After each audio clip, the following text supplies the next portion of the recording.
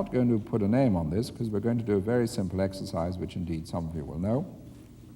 I'm going to draw some letters, and I'm going to, some of these letters have a certain characteristic, which I'll give a yes sign to. Some do not, they'll get a no sign.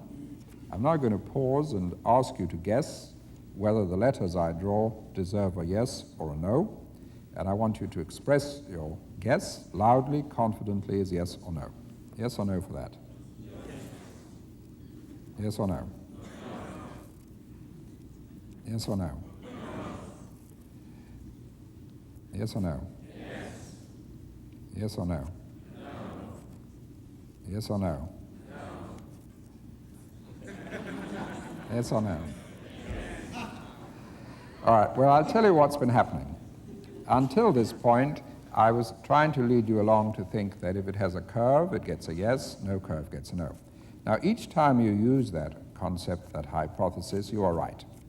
And each time you are right, you feel more and more sure that you are right, and you feel sorry for those of your neighbors who don't seem to know what's going on.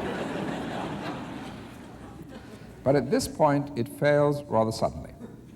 Now, several things happen. People say no more loudly, thinking I've made a mistake, or they think I've cheated and changed the rules, or they just get confused. None of those is necessary, and in a moment I will tell you the concept that I was using. But that's totally unimportant. What is important is that feeling in your mind as you are consistently right that you must be right, that feeling of certainty. Now, this is what we call continuity of complacency. And in real life, the way it works is a little different. In real life, we have a concept which works well, and works well, and works well, and works well. Then it starts working a little less well, a little less well, a little less well. We still believe the concept is correct, and we now blame the shortfall in performance on all sorts of external factors. Now, as any successful concept will usually overrun the point at which it should have been changed. It's not easy to find that point. In fact, it's virtually impossible, because you cannot tell the difference between what is just a dip and what is really a change in the whole game.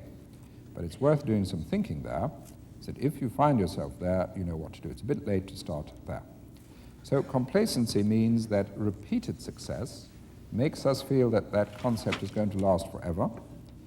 And when things start going wrong, we don't challenge the concept, we look at all the peripherals, all the reasons around why it isn't working, but very rarely challenge the concept. Now, before going on, I'll just tell you what the concept was, otherwise you puzzle about it for the rest of the morning. All the ones I have given a yes to would all be unstable and would all fall over if they were solid three-dimensional objects. All the others have a base, they would stand up. Now, there's no reason why you should have thought of that. You didn't have enough information, and if you did think of it, it was totally by chance, because until this point here, there's no reason whatever why you should have thought of it. So don't worry about that. Now we'll